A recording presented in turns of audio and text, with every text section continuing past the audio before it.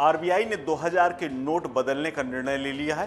पहले ये खबर आई थी कि नोट बदलने वाले ग्राहक को अपनी आईडी प्रूफ ले जानी होगी, लेकिन बाद में एसबीआई ने ये अपना सर्कुलर जारी कर दिया कि बिना किसी आइडेंटिटी प्रूफ और बिना किसी कागजात और बिना किसी फॉर्म के आम आदमी अपने पैसे जमा कर पाएगा। लेकिन 2000 के नोट बिना आईडी प्रूफ के बदलने को लेकर अब बीजेपी नेता ने बड़ा पेच फंसा दिया है।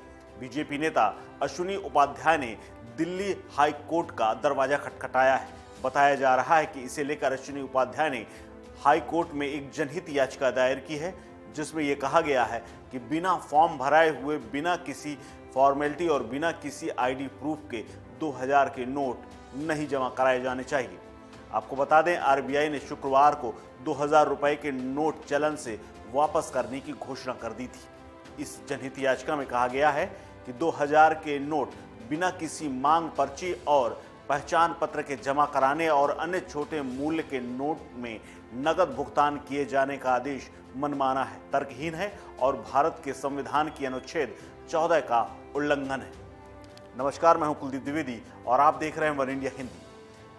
अश्विनी उपाध्याय की याचिका में यह अनुरोध किया गया है कि केंद्र भ्रष्टाचार, बेनामी लेन देन को खत्म करने और नागरिकों को मौलिक अधिकारों की रक्षा के लिए काले धन और आय से अधिक संपत्ति धारकों के खिलाफ उचित कार्रवाई की जाए।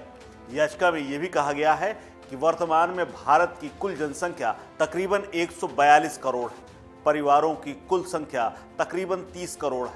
ऐसे में 130 करोड़ भारतीयों के पास आधार कार्ड है, यानी हर परिवार के पास 3 से 4 आधार कार्ड है। इसी तरह कुल खाता संख्या 225 करोड़ है, यानी खाता धारकों की संख्या 225 करोड़ है और इनमें से 48 करोड़ बीपीएल कार्ड धारक के जनधन खाते हैं।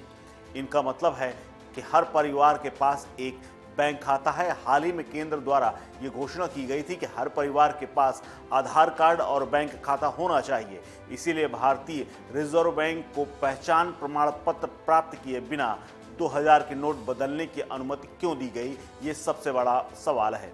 यहाँ ये भी बताना बेहद ज़रूरी है कि 80 करोड़ बीपीएल परिवार को मुफ्त अनाज मिलता है। इसका मतलब है कि 80 करोड़ भारतीय शायद ही कभी 2000 रुपए के नोट का इस्तेमाल करते हो। 2000 के नोट बंद किए जाने के ऐलान के बाद अब आरबीआई ने इस मामले में एक और अपडेट दिया है। आरबीआई ने बैंकों से कहा है कि वो डेली नोट बदले जाने वाले 2000 रुपए के नोटों के अमाउंट और खाता में जमा की गई राशि, इसका डेटा जरूर मेंटेन करें। केंद्रीय बैंक ने बैंकों से साफ कहा है कि जरूरत पड़ने पर बैंकों से डेटा मांगा जा सकता है, यानी बैंकों को 2000 रुपए के कितने नोट उन्होंने बदले हैं और कितने खातों में आए हैं, ये सारी जानकारी रखनी होगी। ये काम बैंक का है और आम लोगों को इसमें कुछ नहीं करना है। आरबीआई ने पहले ही बता दिया था कि लोग अपने पास मौजूद 2000 के नोट 23 मई यानी मंगलवार से बदल सकते हैं।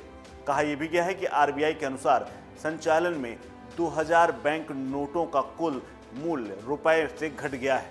6.73 करोड़ रुपए में से 3.62 लाख करोड़, इनमें से 3.11 लाख करोड़ या तो व्यक्तिगत तौर पर लॉकर में पहुंच चुके हैं या फिर अलगाववादियों और आतंकवादियों, माओवादियों, ड्रग्स तस्करों, खनन माफियाओं और भ्रष्ट लोगों द्वारा जमा किया जा चुके हैं। लेकिन अब इस याचिका के बाद अब हाई कोर्ट में ये याचिका लग तो गई है, लेकिन इस पर आदेश क्या आएगा ये देखने वाली बात होगी। लेकिन फिलहाल कल से यानी मंगलवार से नोट बदलने और जमा करने शुरू हो जाएंगे। इस खबर में फिलहाल इतना ही। अपडेट्स के लिए बने रहिए वन इंडिया हिंदी के साथ।